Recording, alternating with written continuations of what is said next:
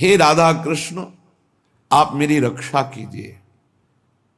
सुविषम कृते रक्षतम रक्षतम च, क्या रक्षा हो जाएगी? मेरी बुद्धि का दर्शन ठीक हो जाए। ये जो बुद्धि निश्चय कराती है ना, बहुत गलत निश्चय कराती, इसमें सुख इसमें सुख इसमें सुख, धिक्कार है। भगवान की कृपा से दिव्य मानव देह प्राप्त करके दिव्य आध्यात्मिक सुख प्राप्त करने की लालसा रखनी चाहिए, ना कि भोग दृष्टि से देखना चाहिए। हे प्रभु मेरी रक्षा करो, मेरी बुद्धि शुद्ध हो, नहीं तो दुर्गति पक्की है, पक्की दुर्गति है। फिर जब काम अपना अधिकार जमा लेता है हृदय में, तो क्रोध का तांडव शुरू हो जाता है, नाक में गुस्सा रहता है, छोटी छोटी बातों में वो अपने पूज्य जनों को भी कटु वचन, कठोर व्यवहार, हिंसादि भी कर सकता है। जैसे बड़ा भ्राता पिता के तुल्य होता है, पिता माता ये भगवान के तुल्य होते हैं, पर क्रोधी पुरुष इन पर भी हाथ उठा देगा, इनको भी अपमानित कर देगा। हो सकता है क्रोध ज्यादा बढ़ जाए तो हिंसा भी कर सकता है। ये राक्षसी बुद्धि के लक्षण हैं, जो माताओं बहनों में काम भाव देखना और क्रोध करना। ये क्रोध बहुत बड़ा अनिष्टकारी, कभी किसी का क्रोध से मंगल नहीं हुआ, कभी किसी का मंगल नहीं हुआ।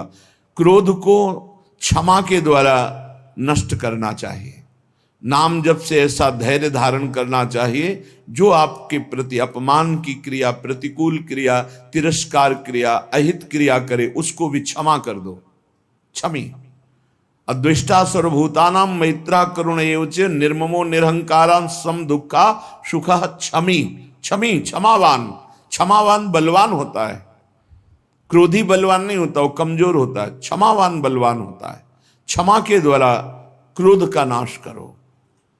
प्रिया प्रीतम के स्मरण से, उनके चरणारविंद के चिंतन से, उनकी लीला गायन से अपने बुद्धि को इतना परिपक्व करो कि अगर गृहस्थ हो तो अपनी पत्नी के सिवा सर्वत्र जननी भाव हो, पूज्य भाव हो। प्रियाजू की सब सखियां हैं या स्वयं जगत अम्बा इन रूपों में विराजमान हैं, ऐसा पवित्र भाव करो। जैसे हम अपने घर में जवान बहन, जवान बेटी, जवान परिकर के साथ रहते हुए कभी दोष बुद्धि नहीं होती, कभी ये भाव ही नहीं आता ये स्त्री है, मेरी बहन, मेरी बेटी। ऐसे ही चराचर जगत का भाव बन जाए तो हमारी बुद्धि शुद्ध हो जाए। असूया, क्रोधासूया। असूया दूसरों के गुणों में दोष देखना, किसी भी व्यक्ति का छिद्रावेषण करना, इसमें क्या दोष है, ये देखने का अधिकार केवल गुरु को है या पूज्य जनों को है, वो भी अपने निज शरणागतों के, अन्य के नहीं। और वो भी उसे निर्दोष करने के लिए, निंदा या अपमानित अवहेलना करने के लिए नहीं। दूसरों के गुणों में दोष देखना ये सबसे बड़ी हानिकारक वृत्तियां हैं। ये जो वर्णन की जा रही है, माता बहनों में काम भाव और क्रोध भाव और दूसरों के गुणों में दोष देखना और मद, किसी भी प्राकृतिक वस्तु को लेकर के जो अहम वृत्ति प्रकट होती है उसे मद कहते हैं। ये मद नष्ट करने वाला होता है। जब मद होता है तो उसे कुछ सुहाई नहीं देता है, क्या करना चाहिए क्या नहीं करना चाहिए ऐसा अहंकारी पुरुष निर्णय नहीं कर सकता, वो तो पवित्र बुद्धि वाला निर्णय करता है। इसलिए अहंकार सर्वथा त्याज्य है, क्योंकि ये समस्त संस्कृति का मूल और दुख ही इससे प्राप्त होता है। जैसे क्रोध से हानि ही होती है, दूसरों के दोष देखने से अपने पुण्य ही नष्ट होते हैं, ऐसे अहंकार करने से नाश ही होता है, पतन ही होता है। और पिशुन्नता, दूसरे की चुगली करना, ये भगवत मार्ग में बहुत हानिकारक बात है। ये सुना ऐसा ऐसा ऐसा, और बड़े खुशी हो रहे हैं दूसरे की न्यूनता का वर्णन करके, दोषों का वर्णन करके, चुगली वर्णन करना। पिशुन्नता, दूसरे की बात किसी दूसरे से करना। और दंभ, जो तुम्हारे जीवन में है नहीं उसे दिखावा मत करो। जो हृदय में है, जो वाणी में है, वही आचरण में होना चाहिए। अगर तीनों का मिलान नहीं होता तो उसे दंभ कहते हैं। वाणी से कुछ और, हृदय में कुछ और, आचरण में कुछ और, उसे दंभी पुरुष कहते हैं। जिसका वचन एक, मन एक, आचरण एक, उसे संत कहते हैं, उसे भगवत भाव वाला महाभागवत कहते हैं। लोभा अनृताद्य, लोभ, धन का लोभ, नाना प्रकार के विषयों का लोभ, ये अगर मिटाना है तो नाम जप करना होगा। नाम जपने का जितना लोभ बढ़ाओगे तो ये और सब लोभ हट जाएंगे। लोभ पास जेहि गल न बंधाया, सो नर तुम समान रघुराया। और अनृत है झूठ बोलना। झूठ बोलना बहुत सहज होता जा रहा है, इसीलिए भजन में बड़ी हानि, बड़ा निषिद्ध है झूठ बोलना। शास्त्र में बहुत इसे रोका गया है। आज तो झूठे ही लेना, झूठे ही देना, झूठे ही भोजन, झूठ चवेना, हर बात में झूठ बोल रहे हैं लोग। झूठ को पाप ही नहीं समझ रहे, वाणी को शासन में नहीं ले रहे कि मुझे सत्य बोलना है, बस झूठ पे झूठ, जितना नाटक बोला जा सके, यहां तक कि अपने गुरुजनों से भी झूठ। अब इससे ज्यादा क्या होगा? संसार में एक जगह ऐसी है जहां झूठ वैसे तो कहीं नहीं बोलना चाहिए, पर किसी भी कारण से गुरुदेव से तो बोलना ही नहीं चाहिए। अगर गुरुदेव से झूठ बोला तो गुरु से कपट, मित्र से चोरी, या हो निर्धन या हो कोढ़ी। इस जन्म में नहीं तो अगले जन्म में तुम्हें कुष्ठ रोग होगा, गलित कुष्ठ होगा। गुरुदेव से अनृत बोलना, कपट करना, छल छुपाव करना, चलो इस जन्म में नहीं तो कल्याण तो नहीं होगा, मोक्ष को तो प्राप्त होगे ही नहीं, अगला जन्म जरूर कुष्ठी बनोगे, या फिर ऐसी दरिद्रता को प्राप्त होगे कि जो जीवन भर महान कष्ट देता रहे। अनृत बोलना, झूठ बोलना, क्यों बोलना? अगर हम गलत हैं तो फिर हमें दंड मिलना चाहिए, हमारा सुधार हो जाएगा, पवित्र हो जाएंगे। गलत नहीं है तो तुम जो सोचा करो, हम सत्य बोलेंगे। व्यापार आदि के लिए भी झूठ बोलने की कोई आवश्यकता नहीं, सब कोई जानता है मुनाफा के लिए व्यापार होता है। आप अपना नियत जो मूल्य है उसमें मुनाफा जोड़ करके आप बेचिए, झूठ मत बोलिए। झूठ बोलने से कोई व्यापार थोड़ी बढ़ जाएगा। अगर आप झूठ बोल करके पैसा कमा रहे तो परिवार में अशांति, क्लेश, दुख, नाना प्रकार की रोग विपत्तियां घेर लेंगी। सत्य मार्ग पर चलो।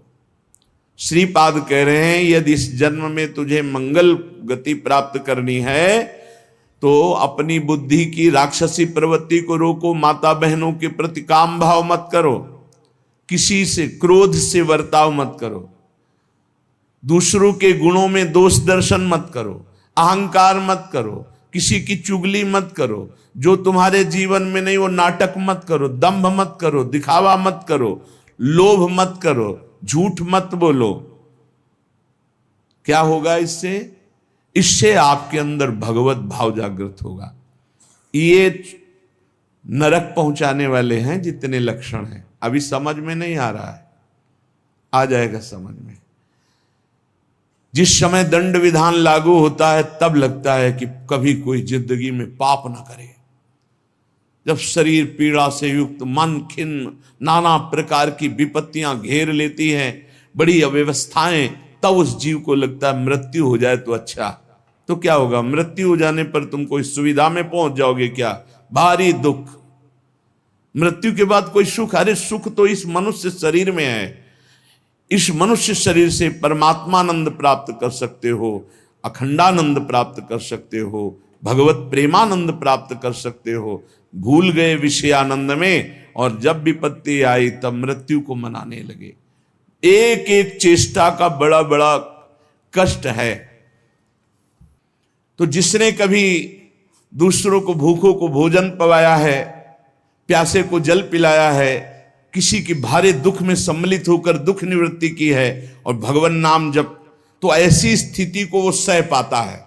उस समय भी गंभीर मुद्रा में वो भगवान का स्मरण उस दुख से विक्षिप्त होकर नहीं छोड़ता। वो पवित्र अंतःकरण वाला उस भारी कष्ट अवस्था में भी भगवान नाम स्मरण।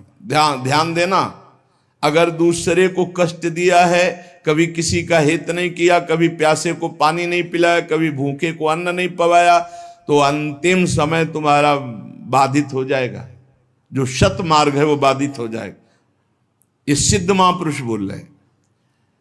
जो पुरुष कभी झूठ नहीं बोला, जो कभी किसी से झगड़ा नहीं करवाया, किसी किन्हीं का स्वभाव होता है, दो मित्रों के बीच में झगड़ा करा देना, पति पत्नी के बीच में झगड़ा करा देना, ऐसा। जो आस्तिक स्वभाव वाला और श्रद्धालु है, उस समय भारी दुख की अवस्था में सुख का उदय होता है उसके हृदय में। ध्यान दीजिए, कहा है कई बार सत्संग में कि जो भगवत मार्ग का पथिक है उसकी जब मृत्यु होती है तो जन्मत मृत दुषा दुख हो, ये नहीं होता। जैसे विशाल हाथी के गले से फूलों की माला टूट जाए, उसे पता भी न चले। तो कह रहे हैं उस समय उसके हृदय में एक अद्भुत सुख प्रकट होता है और वो सुख पूर्वक शरीर छोड़ता है, सुख पूर्वक मृत्यु को प्राप्त होता है। सुख पूर्वक मरना, आनंद पूर्वक, जैसे स्वप्न में इस शरीर का भान नहीं रहता, सैया में पड़ा है, ऐसे स्वप्नवत शरीर छूटा और वो जो देवता की, जिस इष्ट की आराधना की, वो वहीं प्राप्त हो जाता है जाकर।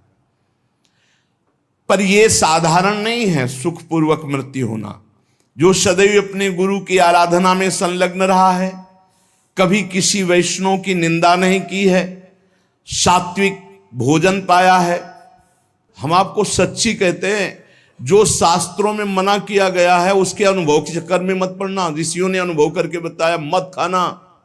भजन में अगर चलना है तो प्याज, लहसुन, मसूर की दाल, जो जो भी मना किया गया मान लो। ब्रह्म ऋषियों ने जो जो निषेध किया है वो नहीं पाना चाहिए। यहां कह रहे हैं जो गुरु की सेवा में संलग्न है, जो किसी की निंदा नहीं की और जो सात्विक आहार करता है, सतोगुणी आहार करता है, और जो लज्जाशील है और भगवान की शरण में है, मृत्यु के समय उसे कष्ट नहीं होता, जो सात्विक आहार करता है, गुरु सेवक होता है, कभी किसी की निंदा नहीं करता है, उदार वृत्ति होती है, जो गुण गंभीर स्वभाव वाला होता है, भगवान का आश्रय लिए होता है, वो अंतिम समय सुख पूर्वक मरता है। भाई जी कैसे गए? जैसे कोई गाड़ी में चढ़ने जा रहा हो, सबसे ऐसे मिलके गए। अगर मन वचन शरीर से कभी किसी को कुछ भी दुख पहुंचा हो तो आज मैं राधा माधव के पास जा रहा हूं, मुझे क्षमा कर देना। भाई जी महाराज बड़ा करुण क्रंदन, निज जन सब एकदम आर्त भाव, भाई जी सबसे ऐसे हाथ जोड़ते हुए, ये मृत्यु है। और इधर पूज्य पंडित गया प्रसाद जी ने देखा पालकी में नवीन सखियां और एक नई किशोरी बैठी हुई, देखा रहे तो भाई जी महाराज जा रहे हैं वृंदावन। गिरिराज जी की तलहटी में देखा कि भाई जी महाराज आ रहे हैं वृंदावन। तो हे पिताश्री, जो मनुष्य कामना से युक्त होकर के, क्रोध से युक्त होकर, द्वेष से युक्त होकर अपने धर्म का त्याग कर देता है, शास्त्र की, गुरु की आज्ञा का पालन नहीं करता है, वो मृत्यु के समय भयानक दुख को प्राप्त होता है।